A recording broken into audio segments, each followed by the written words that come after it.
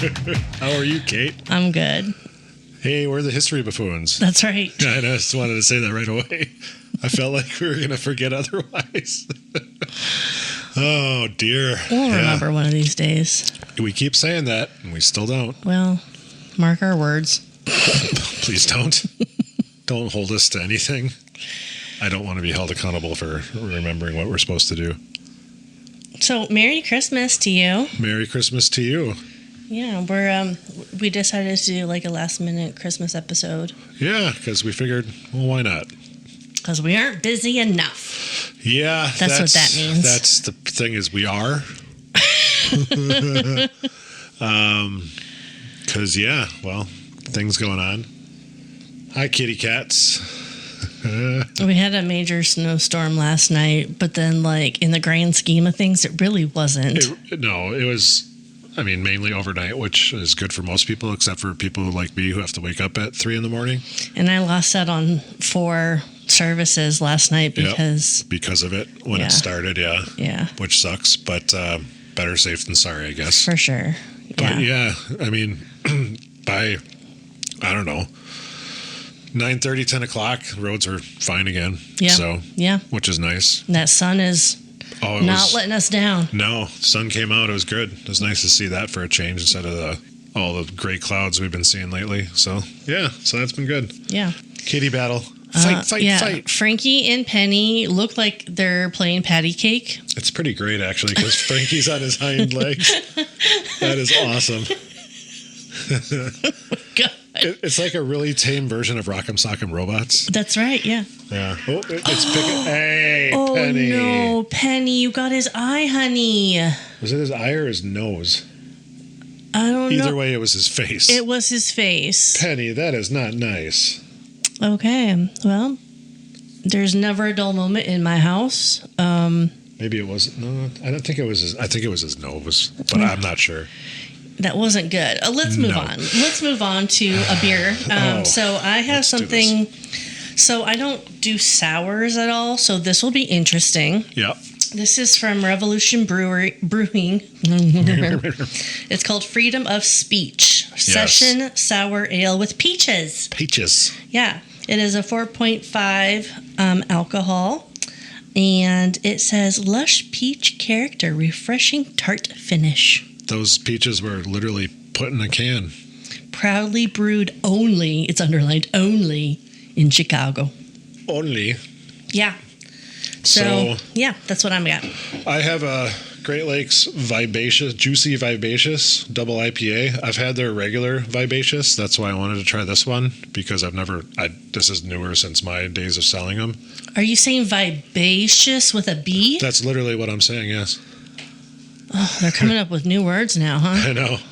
That dictionary is going to get thick.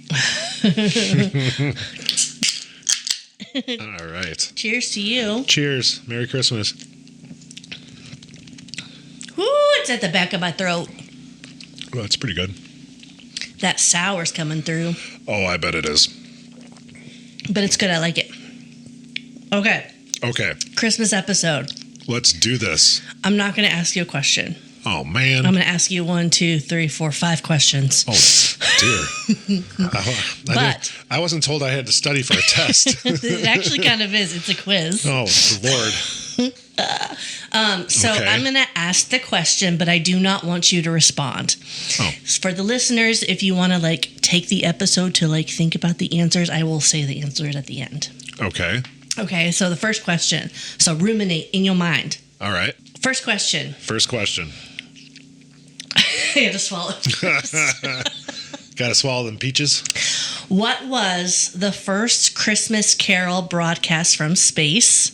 Oh, Jesus. Number 2. Okay. What was the original name of The Night Before Christmas by Clement Clark Moore?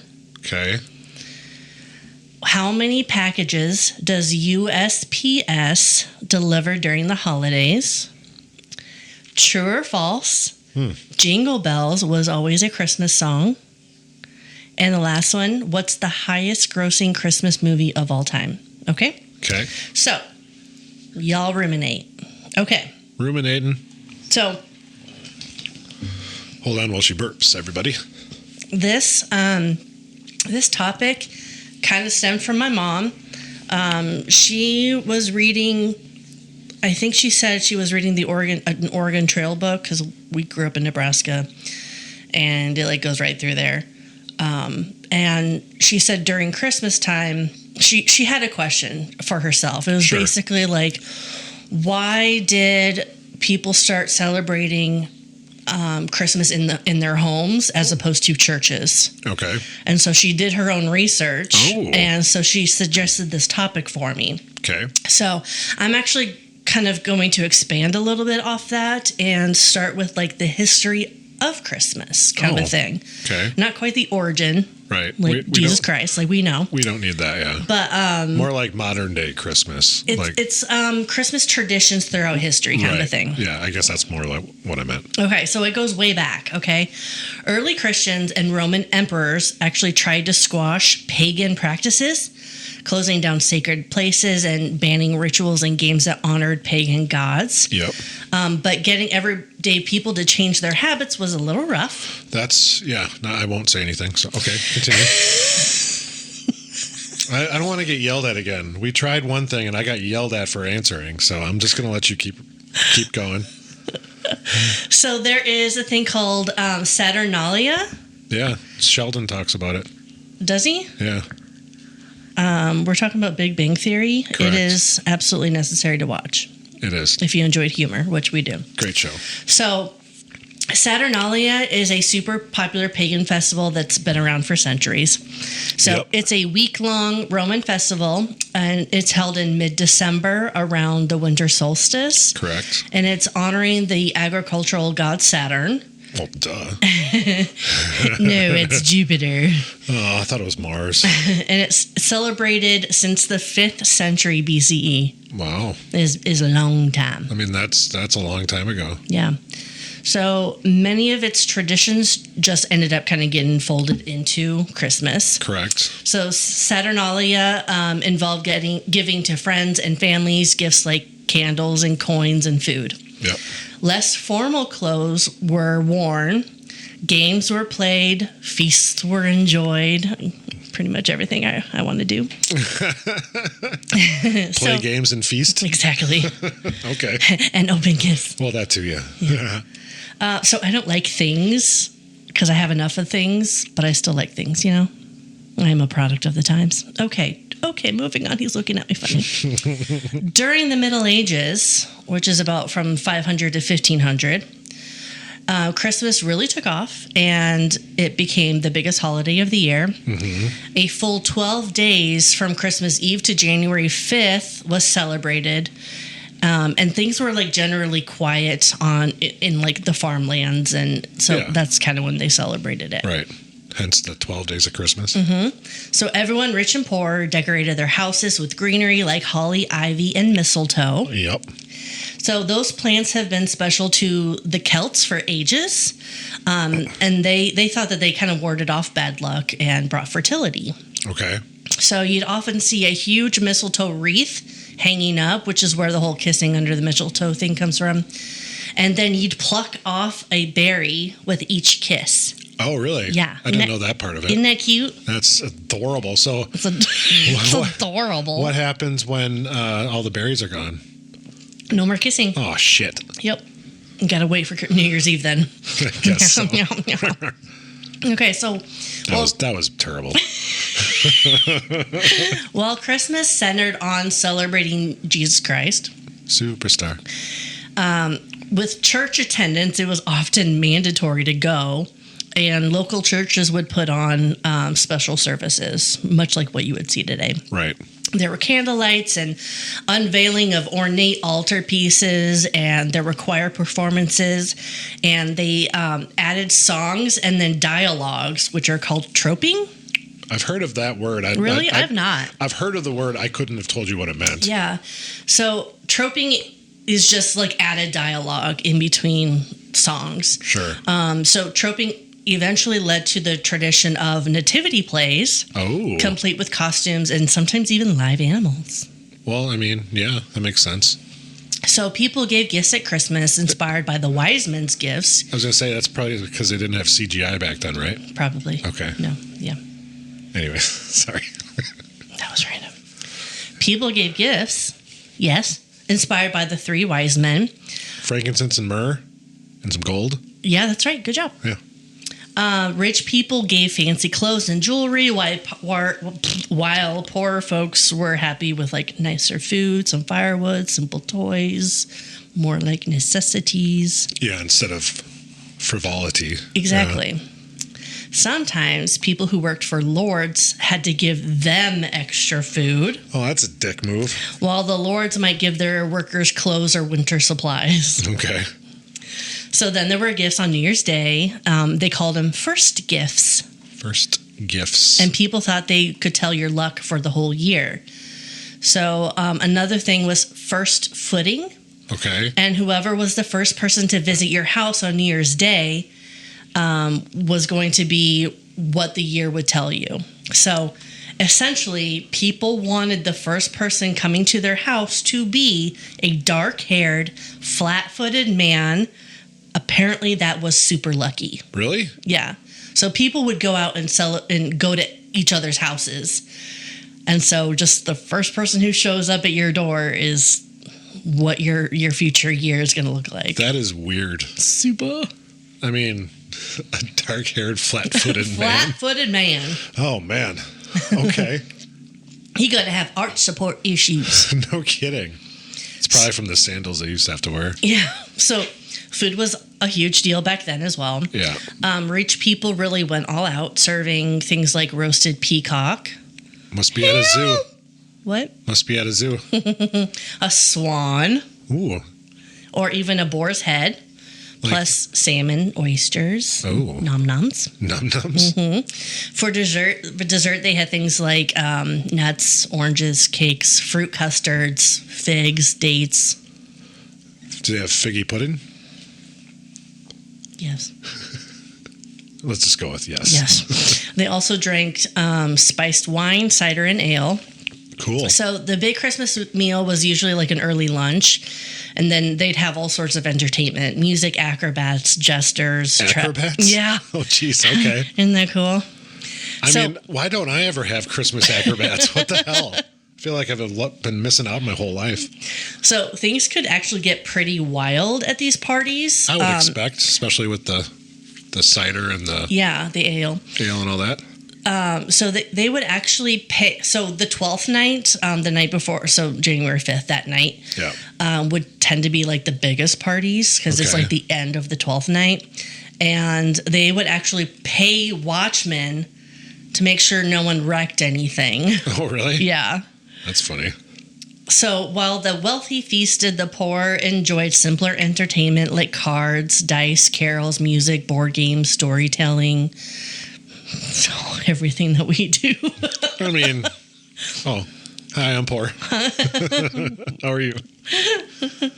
A popular game involved finding a bean in a special cake to become king for the day. Oh. Do you think that's like the Mardi Gras cake and the king? What's the Mardi Gras cake and the king? Isn't there like a Mardi Gras cake where there's a king hidden inside and whoever has the king is king for the day or whatever? If there is, I am not familiar with that tradition. Well, stay tuned for a future episode. Do you bring up the hiding a pickle in the Christmas tree at all? I do not. Okay. I didn't hear about that till I moved to Wisconsin. I didn't know about that until I met Sarah. Yeah. So churches provided free public entertainment like puppet shows and pageants. And the medieval tradition of helping the less fortunate also continued with leftovers given to the poor. And some were even invited to like big Christmas feasts and stuff like that. Nice. Okay. So as the Middle Ages wrapped up, the church didn't have quite as much control over everyone's lives, though you still at the time had to go to church services by law. By law, that's just wild. But the Reformation, which wasn't big on fancy church stuff, made Christmas services a bit less secular. Okay. Spectacular. Not secular. I was like... Spectacular. I swear this is my first beer of the day. Mine too. So you wouldn't know. During the time of Queen Elizabeth I, around 1558 to 1603, holy days, which people were starting to call holidays, were still a big deal. Sure. But people were also coming up with more non-religious things to do for fun. Okay. So Advent used to be a time for fasting before Christmas, starting in late November. Yeah. But it was turning into more of a countdown to the 12 days of Christmas. Hence the Advent calendar. Yeah. So more kids were also going to school at this point, and they would have like 2 weeks off. So it was like a big countdown for them too. Well, yeah, because they're excited to have off. I mean, I would be. I always was. So I miss those. People would keep getting gifts and being charitable, and then New Year's Day gifts were still a big thing as well. Okay. Even Queen Elizabeth got fancy presents. We're talking jewels and gowns. I was going to say, like grounds, like coffee rounds? Jewels and gowns. Tiaras. Coffee gowns? Tiaras. The regular folk gave things like pins. Oh. And gloves. Or fruit. Did you ever see Queen Elizabeth I's gloves? No. She had ridiculously long fingers. Yeah? Yeah, like I'll have to show you a picture sometime. Because they still have her gloves like... Yeah. Somewhere, wherever the fuck that is that they're kept. Yeah. And they're like weird. She had really weird hands. So everyone was looking forward to the food. Okay, maybe I need more drink in me. People are going to fight over that. The food feud? The food feud. Oh, Lord. I can't say that too many times. The Christmas feast had gotten so huge that it took way longer to get ready. So the holiday started earlier on Christmas Eve afternoon. Weird. Yeah. And now Christmas Day itself, the 25th, was the main day for parties and celebrations. Huzzah. Right. Huzzah. Houses were still decked out with greenery and candles, and the Christmas feasts were full of meat and seafood, stuff people usually wouldn't eat on like a regular basis. Right. They loved pies and spiced fruit cakes, nuts, pickled pork. They called it brawn. Like, I'm pretty sure Nathan would like pickled pork. He likes pickled anything. Does he? Mm-hmm. That's something I could just not get into. No, thank you. And games, cards, and other entertainment were still really popular. Sure. The name Christmas itself faced criticism during the Reformation. Burp. Due to its Catholic connotations. Oh, Lord. And the Puritans even banned the holiday altogether. Those fucking Puritans. Yeah. No one listened. Of course. Because they're like, we've been doing this forever. We're not going to stop. Yeah. So they continue. Good for them. The ban was lifted in 1660, firmly establishing Christmas as the year's most important celebration. Well, yeah. Yeah. So the way we celebrate Christmas really jumped forward during Queen Victoria's time. Okay. And this is where my mom kind of picked up on her research. Gotcha. So Queen Victoria was reigned from 1837 to 1901 for time frame's sake. So she brought in a bunch of new traditions that we still do today. The Victorians were really into the idea of a perfect old-fashioned Christmas from the Middle Ages. Okay? Trying to bring it back, basically. Yeah. Okay. Yeah. So people kept doing things like going to church on Christmas morning, having big feasts, playing games, giving gifts. So just a quick side note, establishing the Christmas tree tradition in the United Kingdom belongs to Queen Charlotte. Okay. So it was thought that Queen Victoria's husband, Prince Albert, brought over the Christmas tree tradition. So it was actually Queen Charlotte. She was the German wife of George III, and she set up the first known Christmas tree at Queen's Lodge, Windsor, in December 1800. Is it true that the Germans hang their Christmas tree upside down? I don't know. I've always heard that throughout my whole life. Oh. Never looked into it. Never looked into it. No. So legend has it that Martin Luther, the religious reformer, invented the Christmas tree. I mean, I don't think he invented trees, but okay. So The story goes, in 1536, Luther was walking through a pine forest near his home when he suddenly looked up and saw thousands of stars glistening jewel-like among the branches of the trees. And this sight inspired him to set up a candle-lit fir tree in his house at Christmas to remind his children of the starry heavens. How many houses do you think burned down? Oh, man. Because we put when I was little, the Christmas lights we had, I can't believe our house didn't burn down. Yeah. Because they were the super hot ones and whatever. Yeah. The old, not like LED like everything is today, which burns a lot. Doesn't burn, but is a lot not as hot, whatever. But anyways, to finish that, so the lights we had, I remember the old bulbs and everything. I can't believe they didn't burn the tree down, but in his time, let's put candles in a fucking pine tree. Yeah, isn't that crazy? That is wild because that couldn't have... some people had to burn shit down. Anyways. So by 1605, decorated Christmas trees had made their appearance in southern Germany. Mm-hmm. An anonymous writer recorded how at Yuletide, the inhabitants of Strasbourg set up fir trees in their parlors and hang thereon roses cut out of many colored paper, apples, wafers, gold foil, sheets, sweets, etc. Okay. So in other parts of Germany, box trees or yews were brought indoors at Christmas time instead of firs. Okay. So, as I said, Prince Albert, Queen Victoria's husband, popularized the Christmas tree in Britain after 1841. Okay. He was also German. Yeah. And he actually made it a widespread tradition. Oh, nice. So, there were illustrated magazines that people would read, and they had the royal family... In front of their tree? Yes, in front of their tree, and that's how it spread. That's how that tradition spread. Okay. So they were illustrated in a magazine. Oh wow, that's crazy. And I will have that picture on our social medias. Yeah. Awesome. So the decorated fir tree adorned with candles and small gifts soon replaced mistletoe as the central Christmas decoration. Okay. So people started singing carols at a lot more during Victorian times, with families singing around the piano or groups of carolers going door to door for a treat. They would end up getting treats from people, hot pies or a drink or something. For doing what they were doing. They thanks for the song. Here's a whatever. Yeah, exactly. Okay. So carols have been around for a while, but the Victorians really made them popular, digging up really old ones and then writing new ones. Sure. Plus they had a better mail system now. And they had their first postage stamp called the penny black. The penny black? Mm-hmm, so sending letters was a lot easier. What's the penny black? It was their first postage stamp. I got that. Thank you for repeating yourself. Absolutely. That's all the research I have put into that. Thank you very much. Let's move on. Touche. So that's how Christmas cards kind of took off. They were first introduced in 1843. Okay. They were super fancy with pictures and sometimes even ribbons and lace. Oh, wow. Yeah. A lot of them had snowy scenes because England had some really bad winters in the 1830s and 40s. And that kind of cemented the idea of the perfect white Christmas. Can I interject something here real quick from a personal standpoint?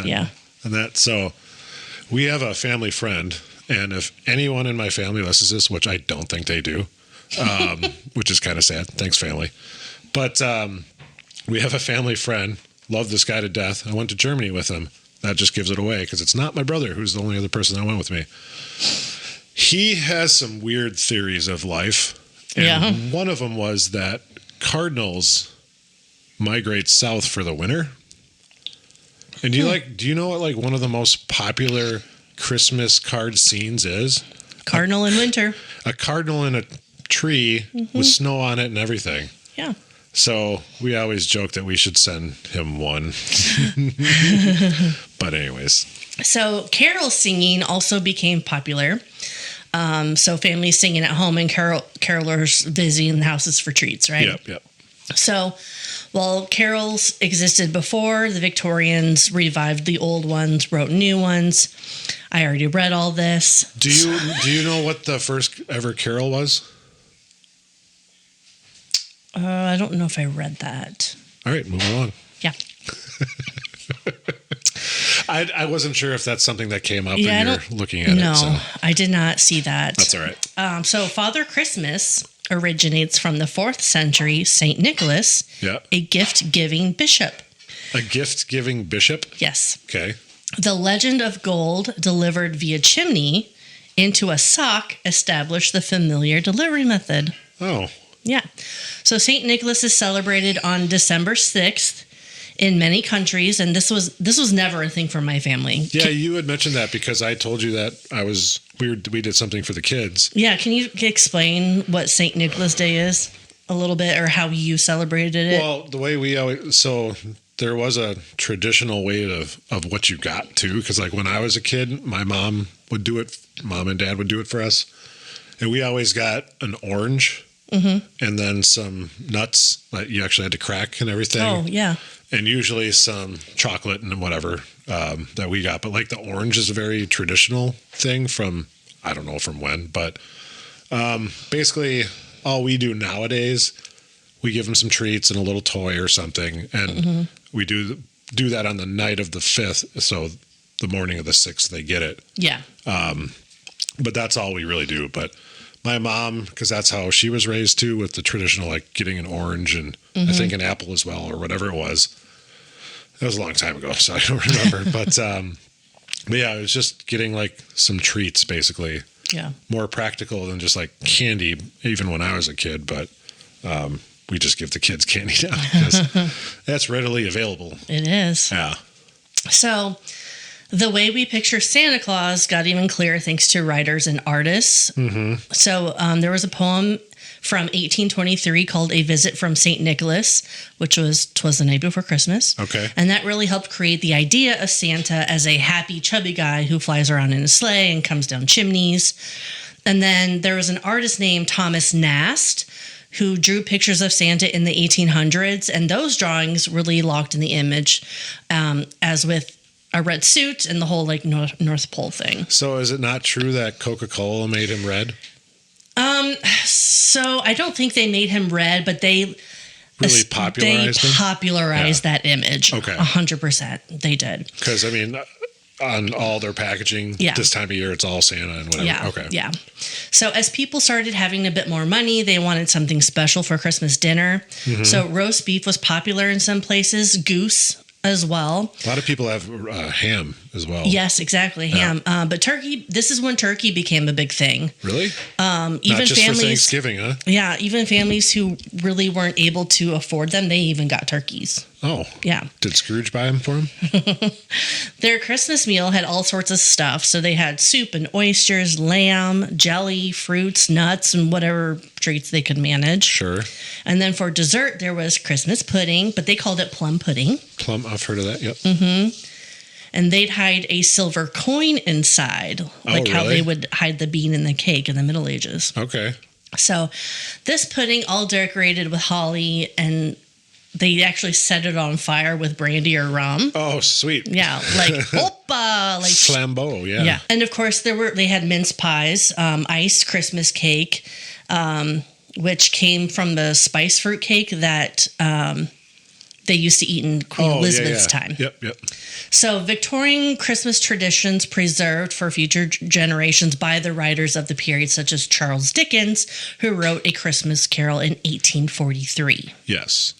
So the original spiced fruitcake, or whatever, is that where like the fruitcake tradition came from then? Yes. And why did everyone just start hating the fact that people would give out fruitcake? Because there's so many better things out there. Well, you're not wrong. You're 100% right. But I always thought that was a weird tradition, but I never knew it like came from Victorian times. That's when that started. Like we are going to have some pecan pie tonight. Yeah, but not fruitcake. Nope. So, using Mary, Merry, for those who might be confused. Oh, I'm like, Mary? What? Using Mary as part of the Christmas greeting is first recorded in 1534. That's that old? Yeah. I wouldn't have guessed that. It was in a December 22nd letter from Bishop John Fisher to Thomas Cromwell. I was going to say, as soon as you said Thomas, I'm like, Cromwell. Yes.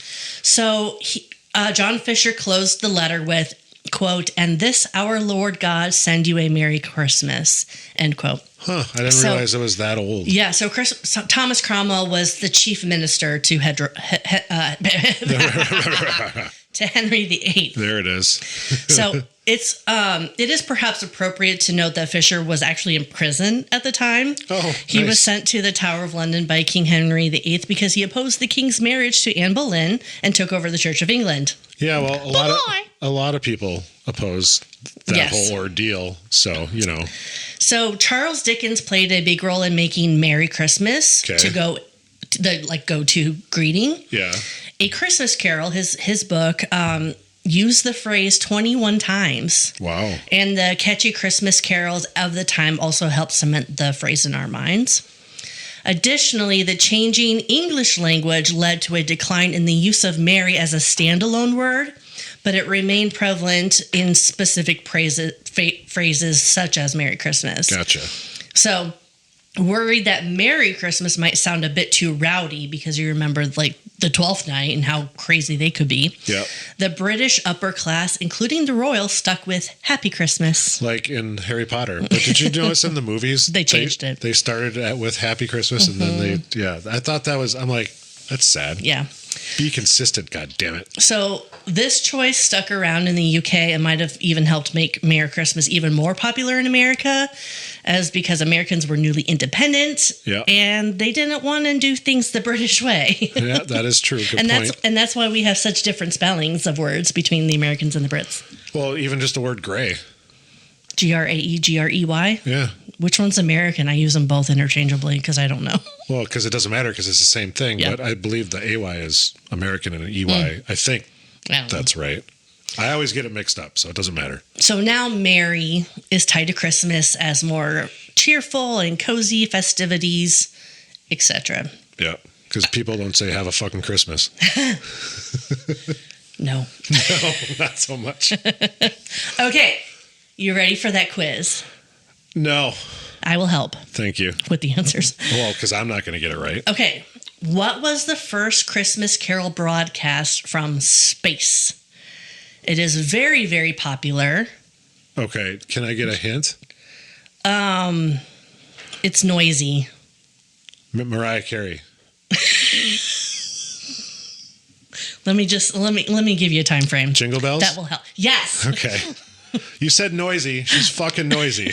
I'm not wrong. I should have given you a time frame. Yeah. So Jingle Bells was played on December 16th, 1965. Okay. During NASA's Gemini 6A spaceflight. Nice. Astronauts played it on harmonica and backed by miniature sleigh bells. Really? Yeah.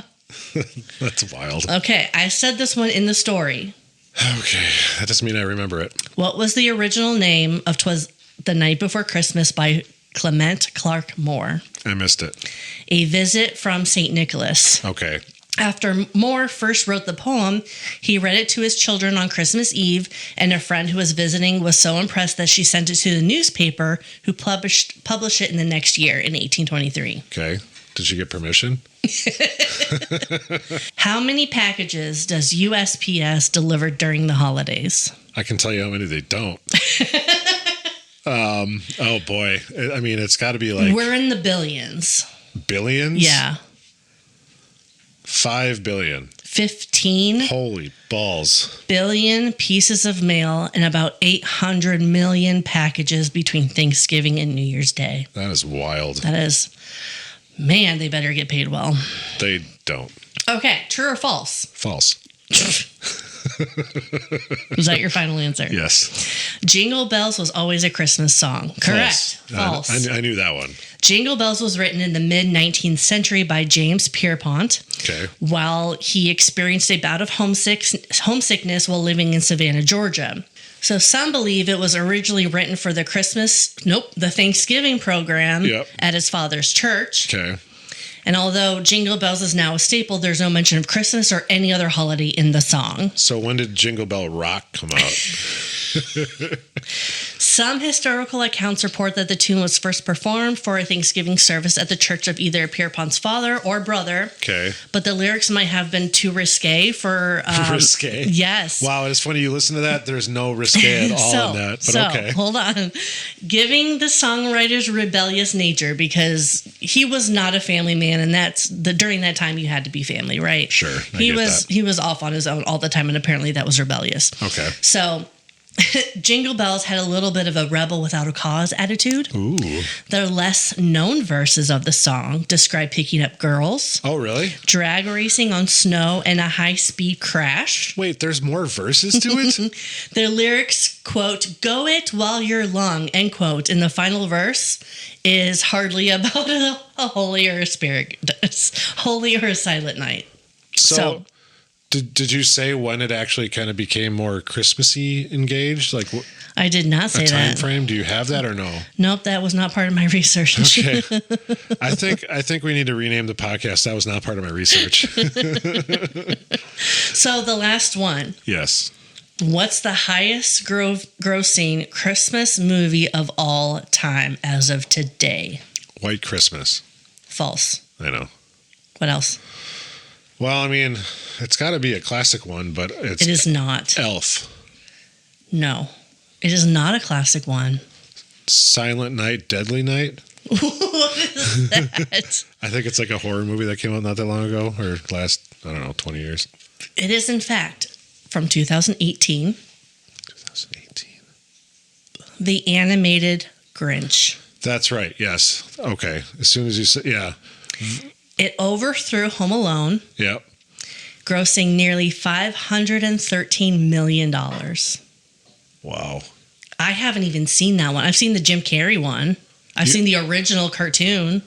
I don't care for the Jim Carrey one personally. I like him.